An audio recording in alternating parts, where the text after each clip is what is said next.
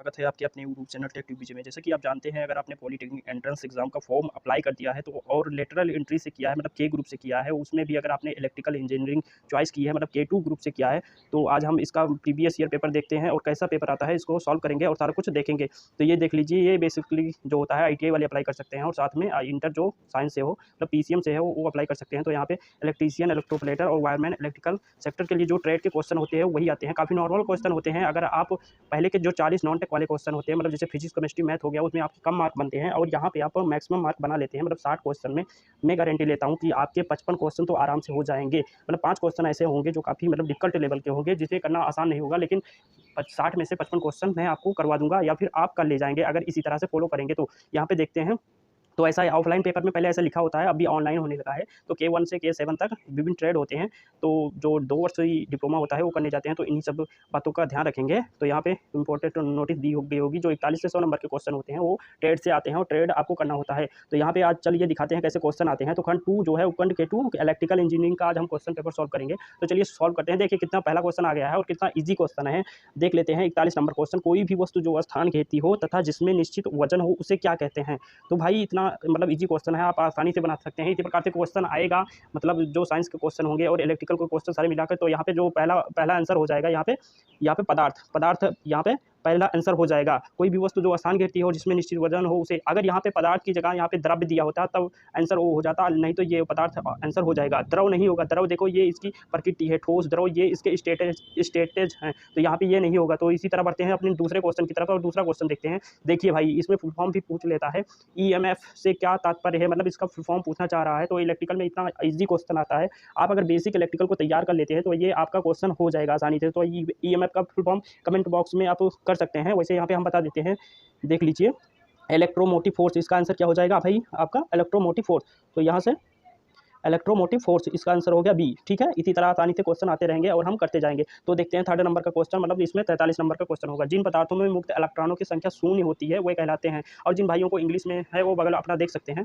तो यहाँ पे देखते हैं कि जिन पदार्थों में मुक्त इलेक्ट्रॉनों की संख्या शून्य होती है, मतलब इलेक्ट्रॉन ही नहीं है, मतलब जैसे लकड़ी हो गया, कागज हो गया, इसमें इलेक्ट्रॉन नहीं होंगे तो वो किस श्रेणी में रखे जाएंगे, यहाँ पे अचालक श्रेणी में रखे जाएंगे। तो यहाँ पे ऑप्शन बी सही हो जाएगा और यही सही करके आए हैं। तो यहाँ पे अचालक हो जाएगा। और जिनमें इलेक्ट्रॉनों की मुक्त इलेक्ट्रॉन मैक्सिमम पाए जाते हैं तो वो चालक हो जाते हैं, और जो मतलब जिनमें इलेक्ट्रॉनिक की संख्या कम पाई जाती है उन्हें अर्धचालक बोलते हैं। और ऐसे ही आगे बढ़ते हैं। नेक्स्ट क्वेश्चन अपना देखते हैं। तो निम्न में से कौन सा पदार्थ अचालक नहीं है, मतलब जिनमें इलेक्ट्रॉन मतलब नहीं होते उन्हें अचालक बोलते हैं। तो अचालक नहीं है वो उस पदार्थ को बोलना है। तो यहाँ पे ऑप्शन के हिसाब से देखते हैं। ऑप्शन के हिसाब से हो गया हमारा बेकेलाइट, ये तो अचालक में आता है भैया। रबड़ जो होता है ये भी अचालक में आता है। माइका जो होता है ये भी अचालक में आता है, लेकिन एक ऑप्शन बच जाता है कार्बन। कार्बन जो है इसका जो एटॉमिक नंबर है वो 6 होता है, ये जो है अचालक में नहीं आता, मतलब इसमें अर्धचालक में आता है। तो ये यहाँ पे हो जाएगा आपका आंसर। तो इसी तरह आगे बढ़ते हैं भैया जी। देखिए चित्र संख्या दर्शाए गए, ये छोटे छोटे क्वेश्चन है, आपका बेसिक एकदम तैयार कर लीजिए और इसी टाइप से मतलब कुछ ऑप्शन भी इसी प्रकार के बना के आप तैयार करते रहिए। तो यहाँ पे एक सर्किट दिखाई गई है और इसमें धारा I का मान पूछा गया। तो धारा I का मान यहाँ पे हम फाइंड करते हैं। देखिए कैसे फाइंड करना है। यहाँ पे देखिए 4 वोल्ट की जो एक बैटरी जुड़ी है सर्किट में और 1 ओम का यहाँ पे प्रतिरोध लगाया है। इधर आपको 2 ओम का प्रतिरोध मिल जाएगा, इसके बाद 2 ओम का। तो इससे क्या मतलब, ये जो देखिए प्रतिरोध वाला क्वेश्चन है इसको आराम से सिंपल से कर लेंगे। प्रतिरोधों को आपको जोड़ना आता होगा, तो आप क्या जोड़ेंगे, समांतर में कैसे जोड़ेंगे, श्रेणी में कैसे जोड़ेंगे। तो यहाँ पे देखते हैं, चलिए देखते हैं। तो यहाँ पे आपको क्या करना है कि धारा फाइंड करनी है, तो हमें क्या प्रतिरोध और वोल्टेज आपको पता होना चाहिए। जैसे आपको सूत्र पता है, मतलब यहाँ पे I बराबर क्या होता है, I बराबर V/R। तो हमें जो V तो पता है पर R पता नहीं है, तो R हम यहाँ पे फाइंड करते हैं। यहाँ पे दो ओम ये देख रहे हैं, ये क्या है, समांतर में है। समांतर में है मतलब 2 ओम का है और दोनों बराबर है। तो क्या करेंगे, R/N वाला फॉर्मूला लगा देंगे और 2 को कर देंगे। तो यहाँ से क्या हो जाएगा, मतलब एक आ जाएगा। इसके बाद हम देखिए क्या करते हैं, एक आ गया। अब यहाँ से आप क्या करेंगे, एक आ गया। अब ये दोनों देख लीजिए, अब सीरीज में बन गए। सीरीज में इसको जोड़ देंगे, 1 + 1 कर देंगे। 1 + 1 बराबर कितना हो जाएगा, 2 ओम आ गया। ठीक है, अब फाइनली जो है 2 ओम आ गया, मतलब जो टोटल रेजिस्टेंस इसमें आ गया 2 ओम आ गया। अब ये सूत्र पे मान धर देंगे यहाँ पे। तो यहाँ पे 4 वोल्टेज दिया है, 4 धर देंगे और यहाँ पे 2 ओम दिया है, 2 तो इसको काट देंगे। यहाँ पे कितना आ जाएगा, 2। तो एम्पियर की संख्या कितनी आ गई, 2 एम्पियर यहाँ पे टिक कर देंगे और टिक है 2 एम्पियर। तो इसी तरह से आसानी से क्वेश्चन यहाँ से कर लेंगे। तो यहाँ पे नेक्स्ट क्वेश्चन देखते हैं। एक विद्युत सोल्डरिंग आयरन के ऊष्मक तंतु, देखिए इसकी हिंदी थोड़ी डिफिकल्ट होती है, लेकिन यहाँ पे आपको समझना है। सोल्डरिंग आयरन जो आपका मतलब बिंदु को जैसे इलेक्ट्रॉनिक परपथ को जोड़ने में काम आता है, उसका जो प्रतिरोध दिया है 40 ओम दिया है। मतलब आर का वैल्यू जो यहाँ पे फाइंड किया है, आर का वैल्यू इन्होंने दिया है 40 ओम। ठीक है, आर का वैल्यू इन्होंने दे दिया है 40 ओम। इसके बाद देखते हैं इसमें 240 वोल्ट, तो वी का मान भी हमें दे दिया है 240। ठीक है, बी का मान भी हमें फाइंड मिल गया 240। अब इसके बाद देखते हैं क्या फाइंड, इसमें प्रवाहित धारा, धारा बराबर अभी अभी आप किए थे, फिर इसमें धारा दे रहा है तो आई बराबर क्या करेंगे V/R, ठीक है। तो भी 240 कर देंगे प्लस यहाँ पे 40 कर देंगे, ठीक है। आसानी से यहाँ पे सॉल्व कर लेंगे, 0 से 0 काट देंगे, 4 छक्के 24, तो यहाँ से आंसर सीधा सीधा हो जाएगा 6 एम्पियर। तो बहुत आसान क्वेश्चन आ जाएगा। 60 में से हम कह रहे हैं 55 आप बना ले जाएंगे, और 55 अगर बना ले गए ना तो भैया 200 नंबर यही हो जाएगा, 55 चौका 220 हो जाएगा। लेकिन अगर मान लो कुछ माइनस करते हैं तो 200 नंबर यहाँ से, और उधर 40 में से आप 20 क्वेश्चन भी सही कर लेते हैं तो आपके अच्छे खासे नंबर बन जाते हैं, और आपको जो पॉलिटेक्निक में गवर्नमेंट कॉलेज आपको अच्छे से मिल जाएगा। तो यहाँ देखते हैं भैया, नेक्स्ट क्वेश्चन देखते हैं। इलेक्ट्रोलाइट में मतलब बैटरी जो होती है, बैटरी में क्या पड़ता है H2SO4 जो इलेक्ट्रोलाइट बोलते हैं। इलेक्ट्रोलाइट में कैथोड की ओर जाने वाले आयंस क्या कहलाते हैं, तो यहाँ पे आयंस क्या कहलाते हैं, मतलब किधर जाते हैं उसको क्या बोलते हैं। तो यहाँ पे भैया देखिए, जो कैथोड होता है ये क्या होता है, हमारा निगेटिव टर्मिनल होता है। बैटरी में कैथोड जो होता है ये हमारा निगेटिव टर्मिनल होता है, और जो एनोड होता है ये पॉजिटिव होता है। तो यहाँ से भैया जो इधर से माइनस की तरफ जाएंगे यहाँ पे उल्टा होता है। ये कौन सा मतलब आकर्षित करने का गुण होता है। तो जो आयंस होते हैं, जो पॉजिटिव वाले आयन होंगे, मतलब धन आयन जो होंगे वही जाएंगे कैथोड की तरफ, यहाँ पे कैथोड की तरफ वही जाएंगे धन आयन वाले। तो यहाँ से आंसर हो गया आपका आसानी से। और जो इधर से मतलब एनोड की तरफ जाएंगे उसे बोलेंगे रीड आयन। तो यहाँ पे ऐसे आसानी से क्वेश्चन करते जाएंगे। देखिए, चित्र में दर्शाए गए परिपथ का प्रभावी विद्युत वाहक बल, यहाँ इलेक्ट्रोमोटिव फोर्स पूछा है, विद्युत वाहक बल पूछा है। काफ़ी सिंपल सा क्वेश्चन है, इसको भी आराम से बच्चे कर ले जाएंगे, आपको भी करना पड़ेगा। तो यहाँ पे देखिए, बैटरी का श्रेणी में जुड़ा है, फिर बैटरियों को समांतर क्रम में जोड़ा है। तो श्रेणी में जोड़ेंगे तो क्या होगा, 8 कितना हो जाएगा, 16 हो जाएगा। और यहाँ से 8 16 हो गया, फिर 8 16 हो जाएगा। और इसके बाद पैरेलल में जुड़ा है, आप देख सकते हैं पैरेलल में, तो इसको जोड़ेंगे तो इसके बाद 16 ही आएगा। तो आंसर क्या हो जाएगा भैया, आपका 16 हो जाएगा। इसके बाद नेक्स्ट देखते हैं, शक्तिशाली चुंबक बनाने के लिए कौन सी विधि प्रयोग में लाई जाती है। भैया शक्तिशाली हमें बनाना है, ठीक है। इसमें सारी विधियां जो है चुंबकत्व को बनाने के लिए है, मतलब चुंबक बनाने के लिए। तो यहाँ पे क्या करना पड़ेगा, लेकिन हमें क्या बनाना है, शक्तिशाली पावरफुल बनाना है। तो यहाँ पे जो ये सारी विधियां हैं इसको याद कर लीजिए। मान लीजिए ये क्वेश्चन बदल के पूछता है तो आप कितनी विधियां होती हैं भैया, 3 विधि होती है, वैद्युतिक विधि, एकल स्पर्श विधि, दोहरी स्पर्श विधि। तो यहाँ पे जो शक्तिशाली चुंबक बनाते हैं वो वैद्युतिक विधि से बनाते हैं। तो यहाँ पे क्या हो जाएगा भैया, आंसर ए हो जाएगा। इसी तरह आगे बढ़ते हैं। अब मात्रक का भी क्वेश्चन आ जाएगा। प्रेरकत्व का मात्रक क्या होता है भैया, प्रेरकत्व का मात्रक जो होता है, इंडक्टेंस का मात्रक जो होता है हेनरी होता है। तो यहाँ पे भैया आसानी से क्वेश्चन याद करना। ऐसे ही आप और भी मात्रक जितने भी बनते हैं बेसिक इलेक्ट्रॉनिक्स में उसको याद करके जाएंगे, क्वेश्चन मतलब देने तो काफ़ी आसानी होगी। तो यहाँ पे हेनरी दे दिया, काफ़ी इजी क्वेश्चन है, बन जा रहे हैं आसानी से, तो बनाएंगे। अब भैया नेक्स्ट क्वेश्चन की तरफ भैया यहाँ पे दृश्य दिखा के पूछा है। तो चित्र में दर्शाई गई तरंग का शिखर मान बोलेगा पीक वैल्यू, पीक शिखर वही होता है, पीक मतलब चोटी। तो यहाँ पे क्या भैया देगा, 50 वोल्ट दिया है, तो शिखर पे कितना होगा, 50 वोल्ट। ऐसे देखते ही आंसर आप इसको लगा के चले आएंगे। तो यहाँ से देख लीजिए भैया 50 पे हम आंसर टिक करके आगे बढ़ते हैं। अब यहाँ से भैया नेक्स्ट क्वेश्चन आ जाएगा, शुद्ध कैपेसिटिव परिपथ का शक्ति व्यय होता है। भैया जो मतलब एकदम प्योर कैपेसिटिव परिपथ का शक्ति व्यय होता है वो इसमें कोई व्यय नहीं होता, इसलिए इसका आंसर क्या हो जाएगा भैया, 0 हो जाएगा। यहाँ पे ऑप्शन ए टिक करके ऐसे चले आएंगे। काफ़ी अच्छा क्वेश्चन था। इसके बाद भैया देखिए, कुछ बेसिक से भी क्वेश्चन पूछेंगे, मोटर से भी क्वेश्चन पूछेंगे। तो भैया कुछ क्वेश्चन जो डिफिकल्ट, जो हम 5 क्वेश्चन बोल रहे थे 60 में से 5, तो वो इसी तरह से होंगे। मतलब इसको करने के लिए आपको थोड़ा डीपली नॉलेज की आवश्यकता होगी। तो यहाँ पे भैया 53 नंबर क्वेश्चन में यहाँ पे देखते हैं, डीसी शंट मोटर मतलब से एक सीरीज होती है जो भैया ट्रैक्शन कार्यों में प्रयुक्त होती है। लेकिन यहाँ पे डीसी शंट मोटर प्रयोग जो है, लोड बढ़ाने से उसकी घूर्णन गति मतलब स्पीड क्या होगी।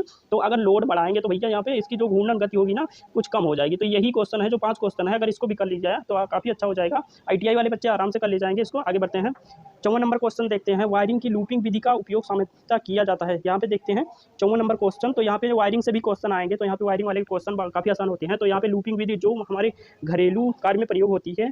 तो यहाँ पे देखते हैं ऑप्शन नंबर सी हो गया, घरेलू वायरिंग के लिए। तो यहाँ से ऑप्शन टिक कर जाएंगे, घरेलू वायरिंग के लिए। ये काफ़ी सस्ती होती है और अस्थायी होती है, तो यहाँ पे इसका यूज़ कम करते हैं, तो लेकिन घरेलू वायरिंग में इसका प्रयोग करते हैं। इसके बाद नेक्स्ट क्वेश्चन आपको देखते हैं, मानव शरीर की जल में भीगी त्वचा मतलब जो वेट होगा, वेट जो आपकी बॉडी होगी, इसकी जो प्रतिरोध का मान कितना होगा। तो भैया 1 किलो ओम होगा, मतलब 1000 ओम। 1 किलो ओम बोलेंगे या फिर 1000 ओम बोलेंगे। तो इसको यहाँ से ऐसे टिक कर देंगे भैया, आपका सही हो जाएगा 1 नंबर, मतलब एक क्वेश्चन सही हो जाएगा। यहाँ पे 4 नंबर का होता है, तो यहाँ पे सही कर जाएंगे। नेक्स्ट क्वेश्चन की तरफ बढ़ते हैं भैया, किसी उपकरण की धात्विक बॉडी मतलब जो हमारे घरों में अप्लायंस लगते हैं उनकी जो धात्विक बॉडी होती है उसको क्या किया जाता है। तो भैया अर्थ से संयोजित किया जाता है। ये अर्थिंग से क्वेश्चन है। तो यहाँ पे जो विद्युत झटका लगने की संभावना को समाप्त करना, मतलब झटका मतलब ना लगे तो इसको समाप्त करना। तो यहाँ से ये आपका हो जाएगा ऑप्शन नंबर सी। तो यहाँ से टिक कर देंगे ऐसे इसको, क्वेश्चन नंबर 56, यहाँ से ये वाला क्वेश्चन आपका हो जाएगा। इसके बाद नेक्स्ट क्वेश्चन आप देखते हैं, यहाँ पे नेक्स्ट क्वेश्चन देखते हैं, बिंदु ए तथा बी के बीच तुल्य प्रतिरोध है। ए और बी के बीच फाइंड करना है, यहाँ पे प्रतिरोध फाइंड करना है। तो यहाँ पे देखते हैं जो 2 ओम है, 4 ओम है, 8 ओम है और एक 8 ओम का जो रेजिस्टेंस लगा है ये पैरेलल में कनेक्ट है। तो भैया इसको पहले हम क्या करेंगे, यहाँ से इसको पैरेलल में फाइंड कर लेंगे। तो यहाँ से 1/R1 1/R2 और 1/R3 इसको कनेक्ट कर लेंगे। इसके बाद सारे को कनेक्ट करके जो आएगा, मतलब यहाँ से यहाँ से मतलब 3 मतलब 4 ओम आएगा। इसके बाद यहाँ पे 4 जो है सीरीज में जुड़ा है, मतलब यहाँ से 1 आएगा, इसके बाद 4 जोड़ देंगे, यहाँ पे आंसर हो जाएगा तीसरा। इसको मतलब सॉल्व करके बताएंगे तो काफ़ी लंबा जाएगा, तो यहाँ से आंसर आप सी टिक कर लीजिए। तो यहाँ से ऐसे हो जाएगा। ये सूत्र आप याद रखिएगा, प्रतिरोध का क्वेश्चन बना के जाइएगा, तभी आपका हो पाएगा। तो यहाँ से आगे बढ़ते हैं भैया। 3 फेज प्रणाली में तीनों फेजों के बीच मापी गई कुल वैद्युतिक शक्ति क्या कहलाती है? 3 फेज प्रणाली मतलब 3 फेज प्रणाली में जो तीनों फेजों में शक्ति मापी गई, पावर मापी गई, तो वो यहाँ पे कुल पावर बोलेंगे, आंसर पी। यहाँ से टिक कर देंगे इसको और आगे बढ़ते हैं। किसी वैद्युतिक परिपथ के शक्ति व्यय को मापने वाला यंत्र क्या कहलाता है? भैया शक्ति की बात करेंगे तो वाटेज की बात, शक्ति का जो मात्रक होता है वाट होता है, वाट। यहाँ पे मीटर लगा के हम टिक करके चले आएंगे, तो यहाँ से आंसर हो जाएगा ए।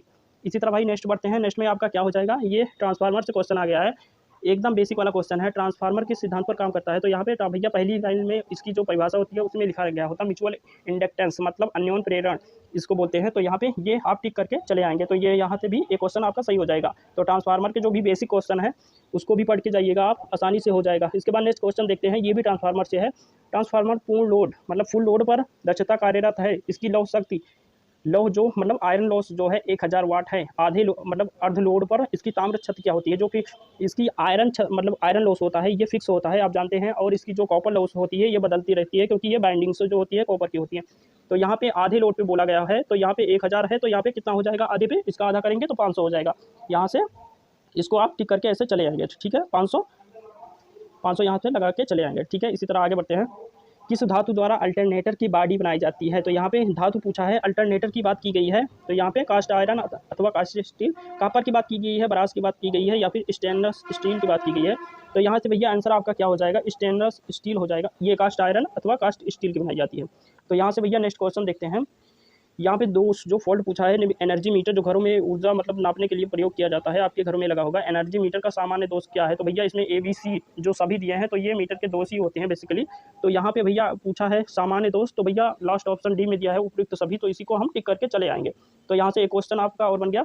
इसके बाद अब नेक्स्ट क्वेश्चन देखिए, चित्र में दर्शाए गए परिपथ की तुल्य धारिता है। यहाँ पे क्या कैपेसिटी पूछी गई है, धारिता पूछी गई है, तो यहाँ पे सीरीज में जुड़ा है, तो इसको क्या करेंगे, धारिता को अगर हम पूछता है यहाँ पे क्वेश्चन में, अगर श्रेणी में होता है तो इसका उल्टा हो जाता है, इसको समांतर में जोड़ेंगे, और समांतर में रहेगा तो इसको श्रेणी में जोड़ेंगे। तो यहाँ से क्या करेंगे, 4 फैरेड 4 फैरेड 4 फैरेड और यहाँ पे 4 फैरेड, मतलब यहाँ पे 4 के 4 जुड़े हैं, तो यहाँ पे से उसी वाला मतलब समांतर वाला जो सूत्र यहाँ पे प्रयोग करेंगे, तो देख लेंगे यहाँ पे 4/4 करेंगे तो यहाँ पे एक ही आएगा, ठीक है, कट के एक ही आ जाएगा, 1 फैरेड यहाँ पे आपका आंसर हो जाएगा। तो इसी तरह से नेक्स्ट क्वेश्चन की तरफ बढ़ते हैं। प्रकाश मूलतः रंगों का मिश्रण होता है, मतलब कितने रंगों का मिश्रण होता है, आसान सा क्वेश्चन है। यहाँ पे आप जानते हैं प्रकाश में 7 कलर होते हैं, 7 रंगों का मिश्रण होता है, तो आसानी से हम यहाँ पे टिक करके चले आएंगे क्वेश्चन में। तो यहाँ से आसानी से आप देख रहे हैं कितनी इजी क्वेश्चन आते हैं और आपसे आसानी से हो जाएंगे। मतलब 2-4 क्वेश्चन ऐसे होते हैं जो काफ़ी मतलब बेसिक से पूछे जाते हैं। जैसे ये वाला क्वेश्चन आप देख लीजिए, फ्लड लाइट में कौन सा लैंप प्रयोग किया जाता है? तो भैया यहाँ से कुछ ये डिफिकल्ट क्वेश्चन है, लेकिन इसका भी आंसर जो ITI वाले बच्चे हैं आसानी से कर पाएंगे। तो यहाँ से आप देख सकते हैं प्रदीप्ति लैंप इसका आंसर हो जाएगा। इसके बाद आगे बढ़ते हैं। यहाँ पे नेक्स्ट क्वेश्चन देखते हैं, वह वैद्युत मशीन जो AC से प्रचालित होकर, मतलब क्या है, अल्टरनेटिंग करंट से प्रचालित होकर मैकेनिकल एनर्जी मतलब यांत्रिक ऊर्जा पैदा करती है, कहलाती है, मतलब क्या बोलते हैं? तो DC मोटर नहीं होगा क्योंकि DC से चलेगी, परिवर्तक नहीं होगा क्योंकि यहाँ पे मैकेनिकल ऊर्जा को विद्युत ऊर्जा में बदलता है, AC मोटर यहाँ पे होगा, और प्रेरण मोटर। तो यहाँ पे ज़्यादा जो बेटर बैठ रहा है, मतलब मैक्सिमम जो चांसेस हैं C के हैं, तो यहाँ पे कुछ क्वेश्चन है, तो यहाँ पे AC मोटर हो जाएगा। इसी प्रकार आगे बढ़ते हैं। तो ये भी क्वेश्चन आपका कहाँ से है, ट्रांसफार्मर से क्वेश्चन है। रोटर में उत्पन्न या फिर ट्रांसफार्मर जो ये सिद्धांत पे काम करता है, मोटर का भी सिद्धांत करता है, जैसे जो 3 फेज अल्टरनेटर होता है उसी के सिद्धांत पे, मतलब एक फिक्स रहता है और एक रोटर होता है। तो रोटर में विद्युत वाहक बल गणना कैसे की जाती है? तो क्या यहाँ पे क्या करेंगे, E2/E1, E1 क्या है, यहाँ पे जो सप्लाई वोल्टेज है E2/E1, और N2 क्या है, फेरों की संख्या है, मतलब टर्न ऑफ कॉयल है, N2/N1। तो यहाँ पे जो 2 है इसको ऊपर रखेंगे याद करने के लिए। तो यहाँ से आपका क्या हो जाएगा, ऑप्शन ए यहाँ से आपका सही हो जाएगा। तो इसी तरह से आगे बढ़ते हैं। कंप्रेसर में कौन सी सिंगल फेज मोटर प्रयोग की जाती है? कंप्रेसर में मतलब जो प्रेशर कंप्रेसर होता है, जो मतलब एयर फिल की जाती है टायरों में, तो वहाँ पे किस प्रकार की मोटरों का प्रयोग करते हैं? तो यहाँ पे हो जाएगा भैया, यूनिवर्सल मोटर तो नहीं करते, रिपल्सन नहीं करते, सैडर नहीं करते हैं, तो यहाँ पे एक ऑप्शन बच जाता है जो है भैया कैपेसिटर स्टार्ट कैपेसिटर मोटर, तो यहाँ से ये वाला ऑप्शन हो जाएगा। तो यहाँ से आगे बढ़ते हैं भैया जी। स्टेटर प्रोड जो होती है कोर्स होती है, लेमिनेटेड चादर से बनाई जाती है, मतलब क्या होता है कि पतली मतलब महीन कोर का प्रयोग किया जाता है, उसको लेमिनेशन कर दिया जाता है। क्यों किया जाता है? तो आपने पढ़ा होगा कि एडी धारा मतलब एडी करंट लॉस को कम करने के लिए। तो यहाँ से भैया क्या आपका आंसर हो जाएगा, एडी धारा को एडी करंट को कम करने के लिए। तो यहाँ से ये वाला हो गया। तो चलते हैं अपने नेक्स्ट क्वेश्चन की तरफ बढ़ते हैं। यहाँ से हमारा नेक्स्ट क्वेश्चन है 10 पोल वाली तुल्यकाली मोटर की घूर्णन गति। तो NS बराबर 120 F/P आप जानते हैं। तुल्यकाली मोटर की बात की जा रही है, सिंक्रोनस मोटर की बात की जा रही है। तो यहाँ पे भैया इसका सूत्र आप जानते हैं, NS बराबर सिंक्रोनस स्पीड बराबर 120 ये और फ्रीक्वेंसी, इसके बाद आपकी पोल्स की संख्या। तो ये बेसिकली आपका सूत्र हो जाता है। इसके बाद सूत्र हो गया तो यहाँ से आप क्या करेंगे, इसी पे आप अपना मान रख दीजिए। तो क्या हो गया 10 पोल वाली, तो नीचे क्या हो जाएगा आपका बटा 10 हो जाएगा। घूर्णन गति की यहाँ पे ज्ञात करनी है, फ्रीक्वेंसी कितनी है यहाँ पे 120 कर लेंगे, 120 कर लेंगे, इसकी फ्रीक्वेंसी कितनी है 50 है। तो यहाँ पे ये फाइंड करना था, तो यहाँ पे 0 से भैया 0 काट दीजिए, 12 पंचे 60, यहाँ पे कितना हो जाएगा भैया 600। तो 600 निकल के आ गया, और जो स्पीड होती है वो RPM में फाइंड होती है, इसलिए यहाँ पे आंसर आपका हो जाएगा 600 RPM। ठीक है, तो ये क्वेश्चन भी आपका हो गया। इसी तरह नेक्स्ट क्वेश्चन की तरफ बढ़ते हैं भाई। वह आर्मेचर वाइंडिंग, मतलब वाइंडिंग से भी ये क्वेश्चन आया है, तो जिसमें कॉयल को एक दूसरे पर चढ़ाते हुए वाइंडिंग की जाती है, मतलब एक दूसरे पे लैप करके, तो उसका नाम ये है, तो इसको लैप वाइंडिंग कहते हैं। मतलब ये करके इसके बाद ऐसे यहाँ पे तो ऐसे आपस में चढ़ा कर की जाती है, तो इस वाइंडिंग को क्या बोलते हैं भैया जी, लैप वाइंडिंग बोलते हैं। तो यहाँ से ये क्वेश्चन का आंसर हो जाएगा भैया जी। आगे की तरफ बढ़ते हैं। दो संलग्न पोलों के बीच की दूरी क्या कहलाती है जी, दो संलग्न पोलों के बीच की दूरी क्या कहलाती है, वाइंडिंग से क्वेश्चन लिया है। तो यहाँ पे भैया क्या बोलेंगे, पोल पिच हो जाएगा। इसी तरह इसमें इसी टाइम देख लेते हैं नेक्स्ट क्वेश्चन में, दो कॉइलों को जोड़ने वाला तार क्या कहलाता है। तो यहाँ पे भैया जब नीचे बढ़ेंगे, नीचे की तरफ देखते हैं, तो यहाँ पे एक ऑप्शन हमें मिलता है जंपर। तो भैया दो कॉइल को जोड़ता है जंपर, उसको बोलते हैं। ITI वाले बच्चे आसानी से कर ले जाएंगे, आप भी कर ले जाएंगे जो थोड़ा। तो यहाँ पे नेक्स्ट क्वेश्चन की तरफ देखते हैं। स्लॉट की आकृति के आधार पे आर्मेचर कितने प्रकार के होते हैं, मतलब जो स्लॉटों खांचे होते हैं, वाइंडिंग जिसमें पिरोई जाती है, तो इस कितने प्रकार के होते हैं। तो भैया यहाँ पे ओपन हो जाएगा, एक ओपन हो गया आपका, इसके बाद अर्धबंद मतलब सेमी क्लोज, इसके बाद क्लोज। तो यहाँ पे 3 ऑप्शन हो गया। यहाँ पे इसके बाद लास्ट ऑप्शन है उपयुक्त सभी, मतलब ऑल ऑफ दिस, तो इसी पे टिक कर देंगे। यहाँ पे तीनों प्रकार से की जाती है। तो इसी तरह से अपने नेक्स्ट क्वेश्चन की तरफ बढ़ते हैं। कंड्यूट वायरिंग, मतलब जो पाइप वायरिंग होती है, जिसमें पाइप में तार को दौड़ाया जाता है दो सैडल्स के बीच। सैडल्स का मतलब क्या, जो वायरिंग के मतलब जो पाइपों को रोकने के लिए सैडल्स प्रयोग की जाती है, उनके बीच अधिकतम दूरी कितनी होती है। तो यहाँ पे कितना होता है, 100 नहीं होगा, 180 नहीं होगा, 200 नहीं होगा, यहाँ पे 60 सेंटीमीटर पे एक सैडल से दूसरे सैडल के बीच में दूरी होती है। तो यहाँ पे ये क्वेश्चन का आंसर हो गया। इसके बाद यहाँ पे देख लीजिए, खंभे से क्वेश्चन है। खंभे के ऊपरी सिरे पर क्लैंप तथा नट बोल्ट से कसी गई क्षैतिज भुजाएं, मतलब जो हॉरिजेंटली, क्षैतिज क्या हो गया, हॉरिजेंटली मतलब जमीन के समांतर। तो यहाँ पे क्या होगा, स्टे रॉड तो नहीं होता जमीन के समांतर, स्टे इंसुलेटर नहीं होता। तो एक ऑप्शन यहाँ पे मैच कर रहा है क्रॉस आर्म। क्रॉस आर्म जिसपे तार मतलब बंधे होते हैं, वही बोलते हैं क्रॉस आर्म। तो यहाँ पे ये आपका आंसर हो जाएगा। तो नेक्स्ट क्वेश्चन आप देखते हैं, चित्र में प्रदर्शित प्रतिरोध की रेंज क्या होगी। तो यहाँ पे दिखाया गया है, बट ये क्वेश्चन जो है इसका आंसर जो है फाइंड नहीं हो पाया। दरअसल इसकी बात यह है कि यहाँ पे पहला रंग जो दिया है ब्राउन दिया है, ब्लैक दिया है, रेड और सिल्वर। तो ये जो है यहाँ से जब निकालने पे तो दूसरा मान आ रहा है, इसलिए इसमें इनमें से नहीं से कोई नहीं होगा। क्योंकि अगर आप देखते भी हैं तो ब्राउन का भूरे का देखते हैं तो यहाँ पे 1 होता है, ब्राउन भूरे का देखते हैं तो 1 होता है। इसके बाद यहाँ पे दिया है ब्राउन, इसके बाद ब्लैक को हम 0 से फाइंड करते हैं, तो 2 आपका हो गया। जो इसके बाद मतलब यहाँ पे रेड दिया है, तो यहाँ पे इसका मान 2 होता है। तो ऐसे मतलब यहाँ पे इसकी मतलब 10 की पावर यहाँ पे 1, तो ऐसा किसी में नहीं आ रहा है। तो यहाँ पे इनमें से कोई जो नहीं है, यहाँ पे ऑप्शन को टिक कर जाएंगे। तो यहाँ पे नेक्स्ट क्वेश्चन देखते हैं। UPS का फुल फॉर्म पूछा है, तो यहाँ से आसानी से कर जाएंगे। अनइंटरप्टेड पावर सप्लाई, मतलब क्या होता है, बिना रुके पावर को जारी रखना। जैसे किस में प्रयोग होता है, कंप्यूटर में प्रयोग होता है। यहाँ पे मरकरी वेपर लैंप किस वाटेज के बनाए जाते हैं। तो यहाँ पे लैंप की क्षमता की बात की गई है। तो भैया मतलब लगभग तो यहाँ पे ये एक ही ऑप्शन जा रहा है, बी वाला ऑप्शन जो है 250 से, वैसे 400 बनाया जाता है, लेकिन यहाँ 250 से 500 है, तो इसी पे टिक करेंगे। तो ये वाला काफ़ी पास वाला ऑप्शन है, तो ये सही जाएगा। इसके बाद देखते हैं भैया बल का मात्रक क्या होता है। ये तो सभी लोग टिक कर जाएंगे देखते ही आसानी से, न्यूटन, तो आसानी से देखेंगे। इसके बाद यहाँ पे पूछा है 3, 5 और 9 का लासा देखेंगे। का लासा मतलब 3/8, 5/12 और 9/16 का एलसीएम लेना है। तो भैया यहाँ पे जो पूछे, ये ट्रिक जाने रही है कि जो पूछ रहा है उसको अंश में अप्लाई कीजिए। मतलब जैसे लासा पूछ रहा है, एलसीएम पूछ रहा है, तो ऊपर वाले पे कर दीजिए 3, 5, 9 पे, तो इसका आ जाएगा 45, और नीचे वाले पे यहाँ पे मासा लगा दीजिए या सीएफ कर दीजिए, तो यहाँ पे 4 आ जाएगा। तो ये भैया आपका आंसर हो गया 45/4, यहाँ पे आंसर हो गया। इसके बाद देख लीजिए नेक्स्ट क्वेश्चन, प्रथम 10 प्राकृतिक संख्याओं का एवरेज पूछा है। तो भैया इसके लिए भाई सूत्र होता है, मतलब ट्रिक होती है, सूत्र कुछ भी मान लीजिए, n+1/2। यहाँ से अगर निकालेंगे तो n कितना पूछा है भैया, 10 पूछा है, 10 + 1 मतलब क्या, 11/2, 11/2 कितना हो गया, 5.5 हो गया। तो यहाँ से आंसर टिक कर जाएंगे 5.5। यहाँ अब नेक्स्ट की तरफ बढ़ते हैं भैया। यहाँ पूछा है A/B, ये अनुपात समानुपात का क्वेश्चन यहाँ पे दे दिया है इलेक्ट्रिकल में, A/B, लेकिन काफ़ी ईजी है। A/B का मान दिया है 2/3, BC का दिया है 5/7, ABC फाइंड करना है। तो यहाँ पे ऐसे लिख लेते हैं पहले, तभी इसको फाइंड कर पाएंगे। जैसे यहाँ पे AB को ऐसे ABC कर लेंगे ऊपर, ऐसे ए बी सी कर लेंगे। इसके बाद ए और बी का दिया है 2 और 3, ऐसे कर लिए। इसके बाद बी सी का दिया है 5 और 7। तो यहाँ पे क्या करेंगे, यहाँ से ऐसे तिरछा और इधर, इसके बाद ऐसे इधर। तो यहाँ पे कितना हो जाएगा, 5 से 2 को मल्टीप्लाई करेंगे तो यहाँ पे 10 आ जाएगा। इसके बाद 5 को 3 से करेंगे तो यहाँ पे 15 आ जाएगा, और 7 को 3 से करेंगे 21 आ जाएगा। तो यहाँ पे आपका आंसर जो हो जाएगा 10:15:21। तो आसानी से टिक कर जाएंगे यहाँ पे सी वाला ऑप्शन। तो यहाँ से आपका सही हो जाएगा। इसी तरह आप नेक्स्ट क्वेश्चन की तरफ बढ़ते हैं। यहाँ पे देखिए मिश्रण का क्वेश्चन दे दिया है। मिश्रण का क्वेश्चन क्या है, 40 लीटर वाले एक मिश्रण में दूध और पानी का अनुपात 4:1 में है। ठीक है, दूध और पानी का अनुपात 4:1 में है। इसमें कितना पानी मिलाया जाए कि दूध और पानी का अनुपात 2:3 हो जाए। तो मिल्क और वाटर की बात किया है, तो यहाँ पे देखिए इसका सूत्र होता है, तो यहाँ से कर ले जाएंगे आसानी से। तो यहाँ पे 32 लीटर आ जाएगा। यहाँ पे देख लेते हैं, ट्राई कर लेते हैं। यहाँ पे 40 लीटर वाले दूध में 4:1 का पानी है मतलब, तो यहाँ पे 40 देख लेते हैं इसको 40 में। तो यहाँ से निकालेंगे तो कितना आएगा देखते हैं, 40 4 1 5। ठीक है, पहले हम दूध को निकालते हैं। तो 4 हो जाएगा बटा 5, 5 8 40 हो गया, 4 8 32, मतलब 32 यहाँ पे दूध निकल के आ गया। तो पानी कितना बचेगा, 8 लीटर।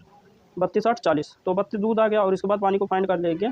इसके बाद क्या बोला है, इसके बाद ये बोल रहा है कि इसमें कितना और पानी मिलाया जाए। तो पानी तो दूध तो फिक्स रहेगा, इसलिए 32 को ऊपर कर देंगे। ठीक है, और पानी कितना बोला है, पानी यहाँ पे हो जाएगा, पानी पहले कितना था, 8 लीटर था। 8 में कितना जोड़ेंगे, x लीटर मान लो मिला रहे हैं। तो यहाँ पे अनुपात कितना बन जाना चाहिए, 2:3 का हो जाना चाहिए, 2:3। तो इसी को त्रियक मल्टीप्लिकेशन कर लेंगे। 2 यहाँ पे 32 और 8 बटा x, 8 + x और 2 बटा इसी का कर लेंगे। तो यहाँ पे आ जाएगा, देख लेते हैं। 32 को 3 से करेंगे तो यहाँ पे 96 आ जाएगा। 96 यहाँ से लिख लेंगे। और इसके बाद 8 दूना 16x प्लस 2x, 8 दूना 16 प्लस 2x, 16 इधर चला जाएगा, 80 आ जाएगा। यहाँ पे 16 इधर जाएगा तो माइनस में आ जाएगा। इधर 2x है तो यहाँ से 2x कर लेंगे। ठीक है, अब इधर चला जाएगा 80। तो यहाँ से ऑप्शन यहाँ पे कौन सा सही हो जाएगा, डी वाला हो जाएगा, 40 लीटर। 40 लीटर तो कितना और पानी मिलाया जाए तो कितना हो जाएगा, यहाँ पे 40 यहाँ पे मिला देंगे तो यहाँ पे आपका हो जाएगा। तो इसको कट करते हैं, आगे की तरफ बढ़ते हैं। यहाँ पे अगर किसी संख्या का 25% 75 हो तो उस संख्या का 45% कितना होगा। आसान सा क्वेश्चन है, इसको भी निकालेंगे। 135 आएगा, यहाँ पे टिक कर जाएंगे आसानी से। इसका जो एरो है ये काफ़ी मतलब मोटा है। यदि व्यक्ति का वेतन क्रमशः 10 से 20%, 10% पहले बढ़ता है फिर 20% बढ़ जाता है, तो उसके वेतन में कुल कितनी बढ़त होती है। तो इसको भी निकालेंगे। तो यहाँ पे 32 आएगा। इजी क्वेश्चन है, आपका ले जाएंगे, इसको बताने की कोई ज़रूरत नहीं है, नहीं तो यहाँ पे वीडियो काफ़ी लंबी बन जाएगी। तो यहाँ पे ये देख लीजिए, आयत का क्षेत्रफल पूछा है तो 8 × 4 कर लेंगे। यहाँ पे लंबाई गुणे चौड़ाई आराम से 32 मीटर स्क्वायर निकल जाएगा। तो यहाँ से ये वाला टिक करके आगे बढ़ जाएंगे। ठीक है, इसी तरह से आगे देखते हैं। त्वरण का मात्रक पूछा है तो क्या हो जाएगा, मीटर प्रति सेकंड स्क्वायर होता है, मीटर प्रति सेकंड स्क्वायर। यहाँ पे मीटर प्रति सेकंड मत करके आ जाना, ठीक, यहाँ पे मीटर प्रति सेकंड स्क्वायर होता है। ठीक है, इसके बाद नेक्स्ट बढ़ते हैं। तो यहाँ पे 10/24 का वर्गमूल पूछा है, कितना निकलेगा। तो 10/24 का निकालेंगे तो ये भैया 2 की घाते 10 आ जाएगा, 2 की पावर 10 आ जाएगा। तो यहाँ से हो जाएगा। इसके बाद नेक्स्ट क्वेश्चन देखते हैं। x² - 5x + 6 = 0 है, तो x की वैल्यू फाइंड करनी है। तो यहाँ पे x की वैल्यू जो है तो 2 आएगी, यहाँ पे 2 और 3। ठीक है, इसको भी आराम से कर जाएंगे, काफ़ी बहुत बड़ा सवाल नहीं है, आसानी से कर जाएंगे। नेक्स्ट क्वेश्चन देखते हैं। चित्र में दर्शाए गए x का मान होगा। x का मान पूछा गया है, यहाँ पे त्रिकोण दिया गया है तो 2 का मान यहाँ पे दिया गया है। तो यहाँ पे पाइथागोरस प्रमेय के माध्यम से हम यहाँ पे कर पाएंगे। 5 का स्क्वायर करेंगे 25, 5 का स्क्वायर करेंगे 25, दोनों को जोड़ लेंगे 50 हो जाएगा। तो यहाँ पे 5√2 आ जाएगा। तो यहाँ पे जो इसका कर्ण होगा ये 5√2 आ जाएगा। तो ये भी क्वेश्चन काफ़ी इजी था, इसको भी कर लेंगे। 216, 288, 720 का मासा, तो इसको भाग विधि से निकाल लेंगे भैया। सबसे छोटा जो वैल्यू होगा 72, जो तीनों से कट जाए, मतलब तीनों 72 से कट जाए तो वही वैल्यू यहाँ पे फाइंड हो जाएगी। तो इसका आंसर हो जाएगा भैया 72। तो काफ़ी आसान सा क्वेश्चन था। इसी तरह आगे बढ़ते हैं। फिर देखिए यहाँ पे धारा वाला क्वेश्चन आ गया है। धारा वाले क्वेश्चन पे यहाँ पे निकालेंगे, लेकिन यहाँ पे क्या क्या निकालना है कि एक एक सर्किट पे एक जो हर रजिस्टेंस दिया है उस पर धारा कितनी होगी। तो यहाँ पे भैया अगर वही उसी फार्मूले से फाइंड करेंगे तो फाइंड कर लेंगे। 10 वोल्ट की सप्लाई जा रही है और यहाँ पे जो है 1 ओम, 2 ओम, 5 ओम और 10 ओम, I1, I2, I3, I4 find करना है। तो यहाँ पे जो I1 होगा देख लीजिए, तो 1 ओम है तो यहाँ पे कितना करेंगे, I = V/R। तो भैया 10 का 10 ही आएगा। यहाँ पे सेकंड पे जाएंगे, सेकंड पे गए तो फिर क्या हो जाएगा, 10 वोल्ट है और 2 है, I = V/R। तो यहाँ कितना हो जाएगा, 5 हो जाएगा। और यहाँ पे थर्ड पे कितना हो जाएगा, 2 हो जाएगा। इसके बाद वहाँ पे 1 हो जाएगा। तो यहाँ पे सी वाला विकल्प जो हमारा होगा ये सही हो जाएगा। तो इसी प्रकार से आप करते हुए जाएंगे। काफ़ी अच्छा क्वेश्चन है। कार्य करने की दर क्या कहलाती है, P = W/T होता है, पावर = वर्क बटा टाइम होता है। तो यहाँ पे ये भैया शक्ति कहलाती है। ऊर्जा मत लगा के आइएगा, नहीं तो गलत हो जाएगा। P = W/, सूत्र अगर याद रहेगा जो बेसिक सूत्र है तो यहाँ से आप क्वेश्चन आसानी से कर ले जाएंगे। एक बाइनरी का भी कंप्यूटर से कुछ क्वेश्चन आ जाते हैं। बाइनरी डेसिमल, तो यहाँ पे बाइनरी में दिया है, इसको डेसिमल में बदलना है तो काफ़ी आसान होता है। मैं आपको सिखा देता हूँ कैसे करना है। जैसे इसको बाइनरी में बदलना है तो कुछ नहीं करना है, जैसे 1100 यहाँ पे दिया है ना, तो इसको टोटली ऐसे लिख लेना है, कोई भी वैल्यू दी गई होगी पहले उसको लिख लेना है।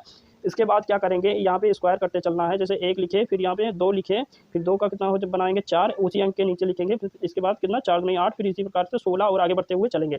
तो इसके बाद क्या करना है आपको, यहाँ से इसके बाद जो जीरो वाली वैल्यू होगी इसको हम कट कर देंगे, इसके बाद दोनों को ऐड कर देंगे, इस नीचे वाली वैल्यू को ऐड कर देंगे, तो 8 4 12 आ गया। अब 12 को उधर से निकाल के देखेंगे तो आपका 1100 आएगा, मतलब 1100 आएगा। और अगर इसको डेसिमल में बदलेंगे, मतलब इसका बेस जो होता है 10 होता है और जो बाइनरी का बेस होता है इसका 2 होता है। तो यहाँ से आ गया आसानी से इसका 12। ठीक है, कर लिए, आगे की तरफ बढ़ते हैं, नेक्स्ट क्वेश्चन देखते हैं। तो यहाँ पे 97 नंबर क्वेश्चन दिया है, ए बी दिया है और इसको हेक्सा ऑक्टल होता है, इसके बाद हेक्सा होता है। तो यहाँ पे 16 इसका होता है, जैसे बाइनरी में 10 हो गया, ऑक्टल होता है और हेक्सा होता है। तो यहाँ पे इसको सॉल्व करेंगे, काफ़ी टाइम लगेगा। तो यहाँ पे ये जो ऑप्शन है सी ऑप्शन, यहाँ से आपका आंसर बन जाएगा। ठीक है, यहाँ से देखिए फिर एक बीजगणित का यहाँ पे मतलब रख दिया है अलजेब्रा से। यहाँ पे 98 ए माइनस बी का whole square, a square minus b square direct सूत्र में मान रखेंगे तो ये वाला बी वाला ऑप्शन सही हो जाएगा। तो यहाँ से कुछ नहीं करना, आगे बढ़ना है। अगर ए माइनस बी बराबर 5, ए प्लस बी बराबर 4 डाल ए इंटू बी निकालना है तो भाई आसानी से आप इसको निकाल सकते हैं। तो यहाँ पे एक ही मतलब ऑप्शन को कंफ्यूज करने के लिए माइनस प्लस में चेंज डिजिट कर दिया रहेगा, तो इससे कंफ्यूज मत होना। तो लास्ट क्वेश्चन पे हम पहुँच चुके हैं। तो लास्ट क्वेश्चन यहाँ पे हम देख लेते हैं, लास्ट क्वेश्चन कौन सा है। यहाँ पे यदि 40 ओम वाले एक प्रतिरोध में 2 एम्पीयर की धारा प्रवाहित हो रही। क्वेश्चन को आसानी से पढ़िएगा, क्योंकि क्वेश्चन अगर आसानी से नहीं पढ़ेंगे तो आप जल्दबाजी में क्या क्वेश्चन गलत कर जाएंगे। तो यहाँ पे आसानी से पढ़ना है। यहाँ पे हमें आर का मान दे दिया है, एम्पीयर का मान दिया है, पावर का मान पूछा है। तो यहाँ पे पहले हम वोल्टेज निकाल लेते हैं। वोल्टेज आप निकालेंगे तो क्या होगा, बी बराबर आई आर से करेंगे, कितना आ जाएगा यहाँ पे 80 आ जाएगा, 40 गुना 80। और इसके बाद यहाँ पे पावर पूछा है, तो पावर का अलग फार्मूला होता है, पी बराबर वी आई। वी कितना हमारा था 80 था, और आई कितना हमारा है 2 एम्पीयर, 80 इंटू 2। तो यहाँ से कितना हो जाएगा 160 हो जाएगा, यहाँ पे आसानी से कर लेंगे। तो इसी प्रकार से अगर मतलब 60 क्वेश्चन है तो 60 क्वेश्चन में 55 क्वेश्चन आसानी से आपके हो जा रहे हैं। 60 क्वेश्चन इलेक्ट्रिकल के हैं, जो टेक्निकल के हैं आपके आसानी से बन जा रहे हैं। तो यहाँ से आप इसी प्रकार से सारे क्वेश्चन को कर ले जाएंगे आसानी से, और आपका पॉलिटेक्निक एंट्रेंस एग्जाम में गवर्नमेंट कॉलेज 100% मिल जाएगा। जो यहाँ पे 60 क्वेश्चन है तो यहाँ से आप आसानी से कर ले जाएंगे, और उस 40 में आप कुछ मार्क बना दीजिए और इस 60 में मार्क में बन जाएगा अच्छा खासा। तो आपका सिलेक्शन मतलब 200 प्लस नंबर आपके आ जाएंगे और आप आसानी से गवर्नमेंट कॉलेज मिल जाएगा। तो अभी हमने तो K2 कराया है, मतलब यहाँ पे लेटरल एंट्री में 7 ग्रुप होते हैं, K1 से लेकर K7 तक, जहाँ पे फैशन डिजाइनिंग से लेकर IT भी होता है, इसमें सिविल भी होता है, इलेक्ट्रॉनिक्स भी होता है, और भी ब्रांचेस हैं। तो यहाँ पे फैशन डिजाइनिंग हो गया और भी ब्रांचेज है, जैसे यहाँ पे एक है प्रिंटिंग टेक्नोलॉजी। तो जिससे भी जिसका करना हो तो कमेंट बॉक्स में कर दीजिए, सारे पेपरों का हम सॉल्वेशन देंगे इसी मतलब चैनल पे। तो इससे जुड़ने के लिए आप सब्सक्राइब कर लीजिए और लाइक कीजिए। आप कमेंट करेंगे कमेंट बॉक्स में तो आपको नेक्स्ट जो होगा, जैसे सिविल इंजीनियरिंग का हो गया, K1 हो गया, इसके बाद K3 जो है इलेक्ट्रॉनिक्स का है, तो हम करा देंगे आसानी से। तो चलते हैं, किसी और वीडियो में आपसे मुलाकात होगी, तब तक के लिए आपसे इजाज़त चाहते हैं। धन्यवाद।